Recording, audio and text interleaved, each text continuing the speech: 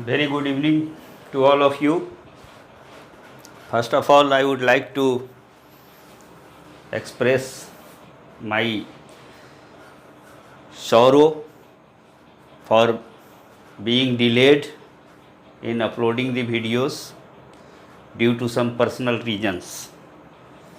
कुछ परिस्थितियां हैं, कुछ मजबूरी है जिसके चलते आप लोगों को थोड़ा सा व्यवधान हो रहा है, but everything will be done.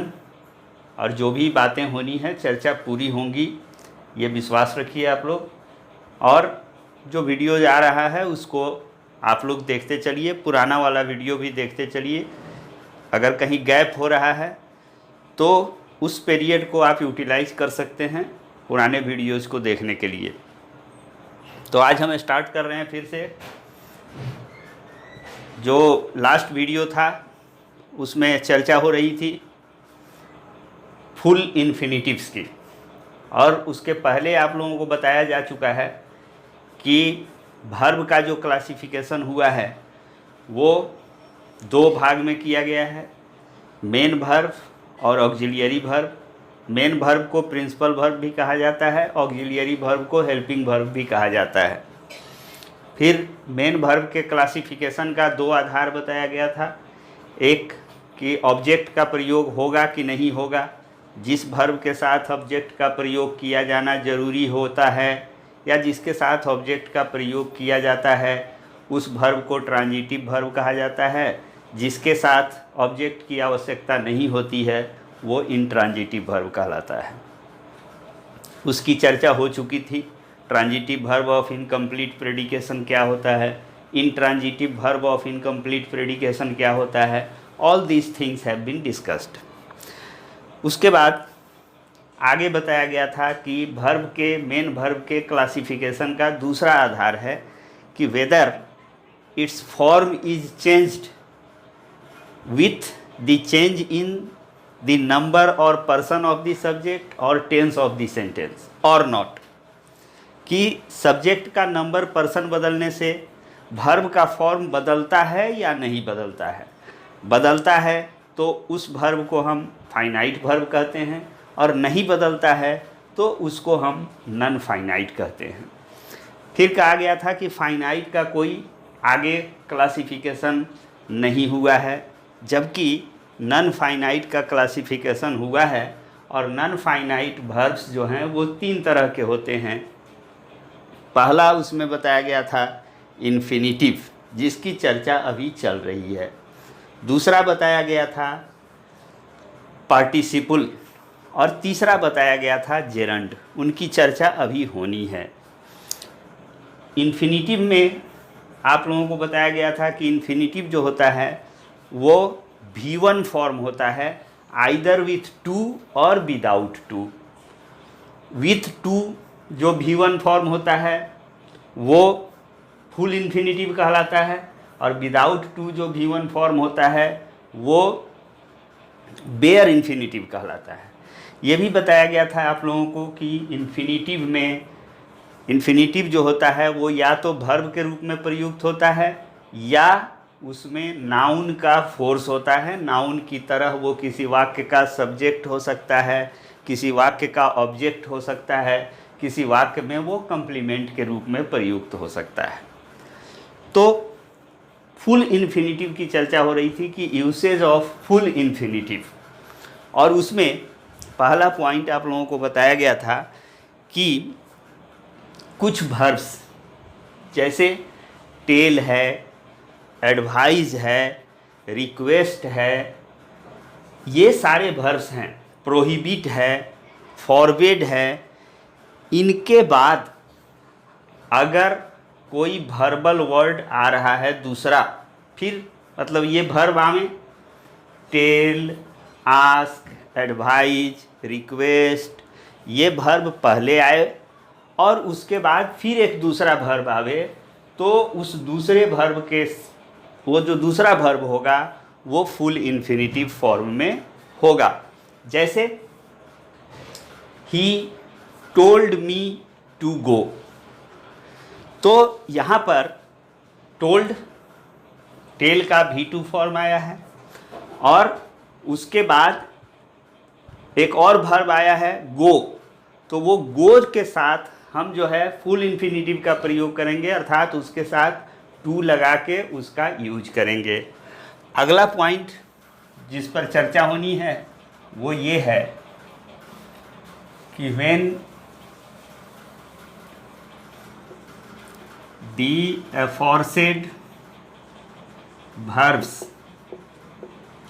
मतलब टेल हो, एडवाइज हो, आस्क हो, रिक्वेस्ट हो, ये सब etc are used in active form. Active और पैसिव वॉइस होता है, इसकी चर्चा आगे होगी। अगर इनका प्रयोग, इन वर्ब्स का प्रयोग एक्टिव फॉर्म में किया जा रहा हो, एक्टिव वॉइस वाले वाक्य में किया जा रहा हो, तो they generally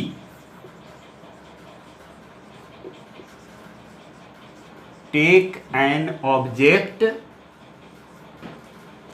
before taking full infinitive. इसको समझिए, कहा गया कि अगर ये जो वर्ब्स, जो पहले पॉइंट में जिन वर्ब्स की चर्चा की गई है, उनका प्रयोग एक्टिव फॉर्म में किया जा रहा हो, एक्टिव वॉइस में किया जा रहा हो, तो और उसके बाद फिर एक वर्ब आ रहा हो, तो आगे आने वाला वर्ब जो होगा वो फुल इन्फिनिटिव फॉर्म में होगा। और फुल इन्फिनिटिव फॉर्म लेने के पहले वो क्या करेगा, एक ऑब्जेक्ट लेगा अपने साथ, एक ऑब्जेक्ट का प्रयोग किया जाएगा। जैसे ही रिक्वेस्टेड टू डू इट, ये सेंटेंस गलत है। क्यों? क्योंकि इसमें रिक्वेस्टेड जो आया हुआ है ये इस ग्रुप का वर्ब है, और इसके बाद एक और वर्ब आया है, इसको तो हमने फुल इन्फिनिटिव फॉर्म दे दिया है, वो ठीक है। बट एक चीज़ मिसिंग है यहाँ पर। जब ये वर्ब्स एक्टिव फॉर्म में आते हों, एक्टिव सेंटेंस में प्रयुक्त होते हों, तो इनके बाद फुल इन्फिनिटिव देने के पहले आपको एक ऑब्जेक्ट भी देना पड़ेगा। पूछेंगे क्यों, ऐसा क्यों होता है? तो इसका कारण ये है कि जब भी हम टेल शब्द का प्रयोग करते हैं, हम एडवाइस शब्द का प्रयोग करते हैं, रिक्वेस्ट शब्द का प्रयोग करते हैं, तो निश्चित तौर पर सामने एक व्यक्ति होता है। आप अंधेरे में, बंद कमरे में अकेले हो करके आप टेल किसी को नहीं कर सकते हैं, किसी को कुछ कह नहीं सकते हैं। आप एडवाइस जब भी करते हैं तो सामने वाला आदमी, कोई आदमी आपके सामने खड़ा होता है। आप रिक्वेस्ट तब करते हैं जब कोई सामने आपके खड़ा होता है। देयरफॉर वो जो सामने खड़ा होता है वो ऑब्जेक्ट होता है। तो हम यहाँ क्या लिखेंगे सही करने के लिए? ही रिक्वेस्टेड मी लिखिए, यू लिखिए, हिम लिखिए, कुछ भी लिखिए, हर लिखिए, टू डू इट। मतलब एक ऑब्जेक्ट आप यहाँ पर दे दीजिए और तब जाके फुल इन्फिनिटिव का प्रयोग होगा। फुल इन्फिनिटिव का प्रयोग होगा, लेकिन अगर ये वर्ब्स एक्टिव फॉर्म वाले सेंटेंस में आए हुए हों तो फुल इन्फिनिटिव देने के पहले एक ऑब्जेक्ट दिया जाना भी जरूरी है। I think it is clear. Now third point,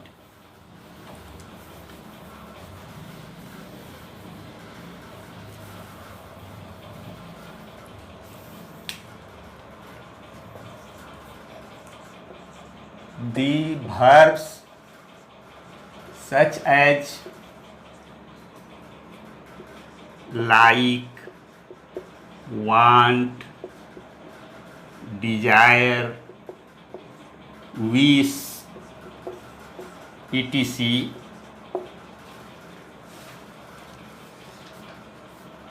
are also followed by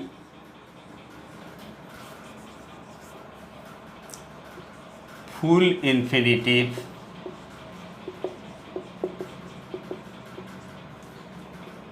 with or without an object। देखिए डिफरेंस, ये कहा गया कि लाइक, वांट, डिजायर, विश, ये सारे के सारे वर्ब्स जो हैं प्रयुक्त होते हैं इच्छा की अभिव्यक्ति के लिए। To express our wish, to express our desire, to express our liking, इनका प्रयोग किया जाता है। तो इनके साथ भी अगर इसके बाद कोई वर्बल वर्ड आ रहा है तो वो वर्बल वर्ड भी फुल इन्फिनिटिव फॉर्म में होगा। और वहाँ कहा गया कि एक्टिव फॉर्म में होगा तो उसके साथ फुल इन्फिनिटिव देने के पहले ऑब्जेक्ट देना है। यहाँ कहा जा रहा है कि इन वर्ब्स के साथ आप फुल इन्फिनिटिव का तो प्रयोग करेंगे, बट वो विथ ऑब्जेक्ट भी हो सकता है और विदाउट ऑब्जेक्ट भी हो सकता है। जैसे I like to play cricket. ध्यान से देखिए, यहाँ पर ये लाइक आया हुआ है, इस ग्रुप का वर्ब है ये, इसके बाद एक और वर्बल वर्ड आ रहा है, तो हमने यहाँ पर फुल इन्फिनिटिव का प्रयोग किया है। This sentence is correct. Now we can also write कि I like you to play cricket, यह भी सही है। अब यहाँ डिफरेंस क्या हुआ, यहाँ पर एक ऑब्जेक्ट दे दिए हम, यहाँ विदाउट ऑब्जेक्ट हमने फुल इन्फिनिटिव का प्रयोग किया है, यहाँ विथ ऑब्जेक्ट हम फुल इन्फिनिटिव का प्रयोग करते हैं कर रहे हैं। ये हम कर सकते हैं इन वर्ब्स के मामले में, इन वर्ब्स के साथ। बट क्या ये दोनों सेंटेंस सेम है? क्या इनके अर्थ में कोई डिफरेंस है?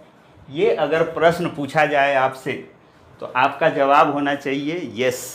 ये दोनों सेंटेंस सही हैं, फुल इन्फिनिटिव इनके साथ आएगा, इनका प्रयोग हुआ है वो सही है, but both these sentences give different meaning, different sense. इनका सेंस जो है, इनका अर्थ जो है, ये मीनिंग जो है वो अलग अलग है। क्या है भाई? चौथी बात,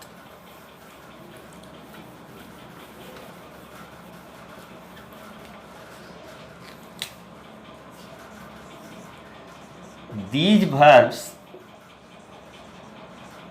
express different meaning, different sense when used with object and when used without object. हम कर सकते हैं विथ ऑब्जेक्ट भी और विदाउट ऑब्जेक्ट भी। This liberty is with us, हमारे साथ ये स्वतंत्रता है, ये आज़ादी है, लेकिन इनका अर्थ जो होगा वो अलग अलग होगा। विथ ऑब्जेक्ट दीजिएगा तो कुछ दूसरा मीनिंग होगा और विदाउट ऑब्जेक्ट दीजिएगा तो कुछ दूसरा मीनिंग होगा। क्या मीनिंग है भाई, क्या डिफरेंस है? इसका मतलब क्या हुआ? I like to play cricket, मैं क्रिकेट खेलना पसंद करता हूँ, मतलब मैं खुद खेलता हूँ। लेकिन अगर आप लिखते हैं कि I like you to play cricket, इसका सेंस अलग होगा, इसकी मीनिंग अलग होगी, इसका अर्थ अलग होगा। क्या अर्थ होगा? कि मैं चाहता हूँ कि तुम क्रिकेट खेलो, मतलब क्रिकेट खेलने का जो ये काम होगा ये मैं नहीं करूँगा, ये करेगा, मैं चाहता हूँ तुम क्रिकेट खेलो। तो ये सेंस, ये जो है ये डिफरेंट सेंस दोनों का होगा। हालांकि विथ ऑब्जेक्ट हम फुल इन्फिनिटिव का प्रयोग इनके साथ कर सकते हैं, विदाउट ऑब्जेक्ट भी फुल इन्फिनिटिव का प्रयोग कर सकते हैं, बट इन दोनों केसेस में, इन दोनों स्थितियों में इनका अर्थ जो होगा वो डिफरेंट होगा। नाउ पांचवी बात, फुल इन्फिनिटिव के यूज की ये सारी बातें हो रही हैं कि कहाँ कहाँ विथ टू हम इन्फिनिटिव का V1 फॉर्म का प्रयोग करते हैं। पांचवी बात क्या होगी कि व्हेन ए WH वर्ड, ध्यान दीजिए, WH word is used as a conjunction and the WH word is preceded and followed by verbal words। क्या कंडीशन होगा वो समझिए, verbal words। तो the verb placed later will be full infinitive, मतलब with to के साथ वो प्रयुक्त होगा। क्या स्थिति होगी कि कोई WH वर्ड आया हुआ हो, और WH वर्ड किस लिए आया हुआ हो, कंजंक्शन के रूप में वो आया हुआ हो। कई बार आप लोगों को बताया जा चुका है कि WH वर्ड का 3 यूज होता है। Most of the time a WH word is use to ask a question. उसके बाद दूसरा यूज होता है कि it is used as a conjunction, और तीसरा यूज होता है it is used to express surprise और सडन फीलिंग। तो हम कह रहे हैं कि इस तीनों स्थिति में से कौन सी स्थिति होगी, WH वर्ड आया हुआ हो, उसका प्रयोग कंजंक्शन के रूप में किया गया हो, और वो प्रीसीडेड एंड फॉलोड, मतलब उसके पहले भी एक वर्ब आया हुआ हो और बाद में भी एक वर्ब आया हुआ हो। तो जो बाद में आने वाला वर्ब होगा वो फुल इन्फिनिटिव फॉर्म में होगा। जैसे I know how to swim. अब इसको समझिए,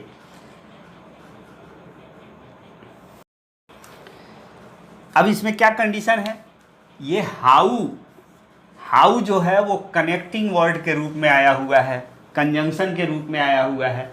इसके पहले नो एक वर्ब आया हुआ है और इसके बाद में स्विम भी एक वर्ब आया हुआ है। तो जो लेटर वर्ब है, मतलब बाद में आने वाला जो वर्बल वर्ड है, ये क्या हो जाएगा, फुल इन्फिनिटिव फॉर्म में होगा। आई थिंक और भी इसमें जो है सो हम कर सकते हैं कि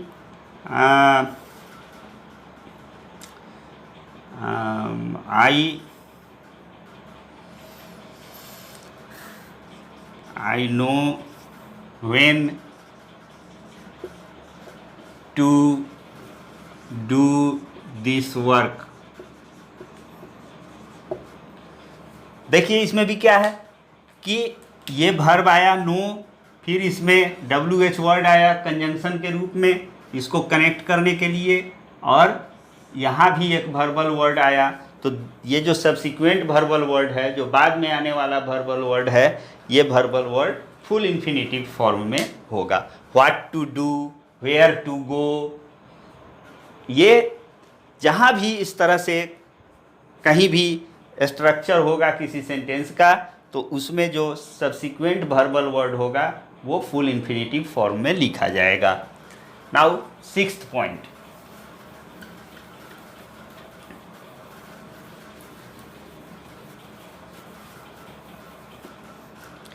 सिक्स्थ पॉइंट क्या है? Full infinitive is also used in case of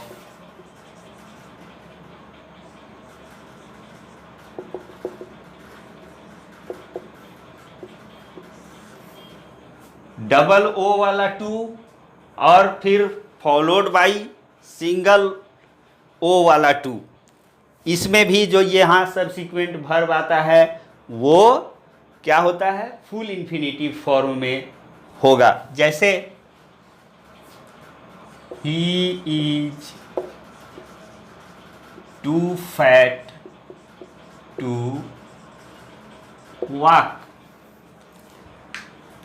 यहां पर ये टू का स्ट्रक्चर है, तो इसमें जो बाद में आया है ये वर्ब वाक जो है वो वर्ब आया हुआ है, ये क्या होगा? फुल इन्फिनेटिव फॉर्म में होगा। तो जहाँ भी कहीं भी डबल ओ वाला टू देखें आप और उसके बाद कोई वर्बल वर्ड आ रहा है, ये नहीं भी आ सकता है वर्बल वर्ड। जैसे हम कहें कि ही इज टू फैट, हम यहाँ भी रुक सकते हैं, ये भी कंप्लीट है, ये भी सही सेंटेंस है, ये भी सही सेंटेंस है। तो यहाँ पर ये केवल डबल ओ वाला टू आया हुआ है, इसका मतलब हुआ to excessively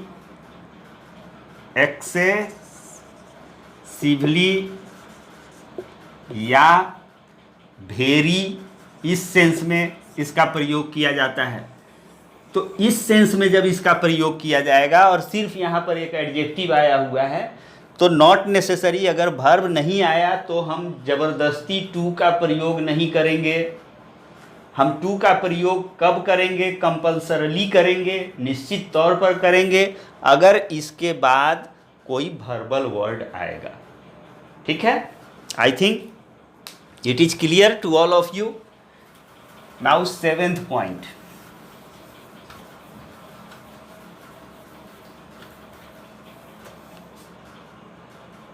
seventh, full infinitive मतलब to plus V1 is also used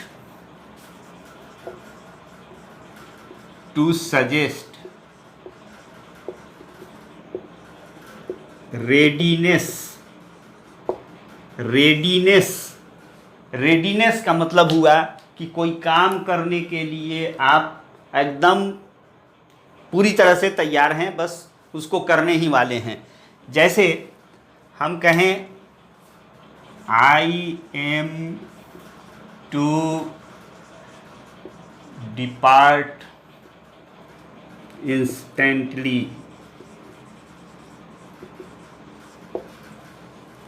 क्या हुआ यहाँ पर?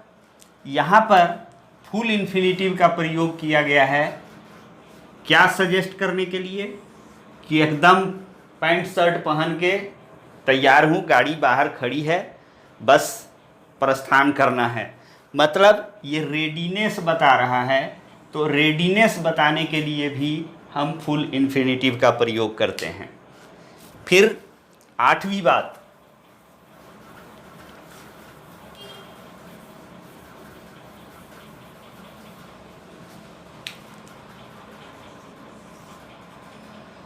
फुल इन्फिनेटिव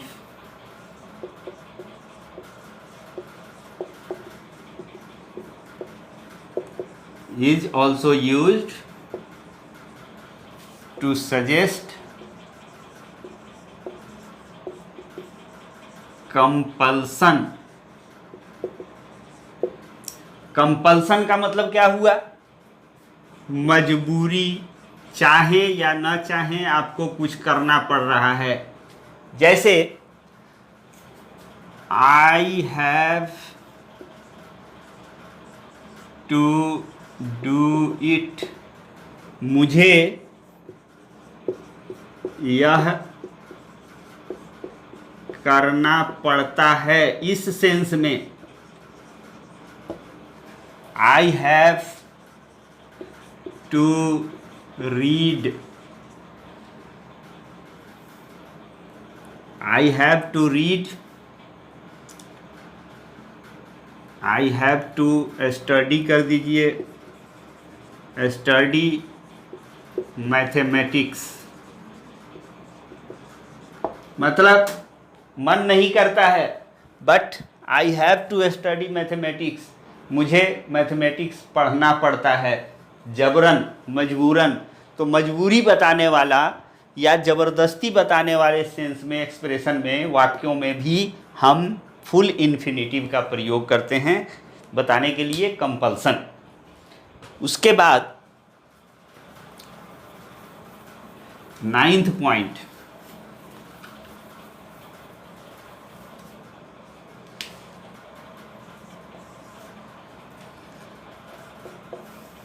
फुल इन्फिनेटिव मतलब 2 + V1 ऑलवेज। फुल इन्फिनेटिव मतलब एक ही चीज़, 2 + V1। Full infinitive is used also to suggest purpose। Purpose मतलब क्या होता है? मकसद,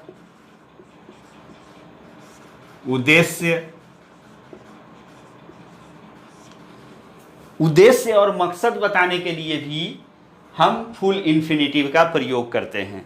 जैसे आप देखिए कि he sold his car to buy a horse, ये सेंटेंस दिया हुआ है। अब यहाँ पर उसने अपनी कार बेच दी।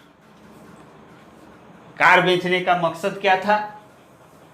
कार बेच के घोड़ा खरीद लिया।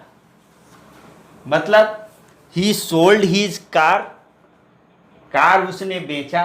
What was the purpose of selling the car?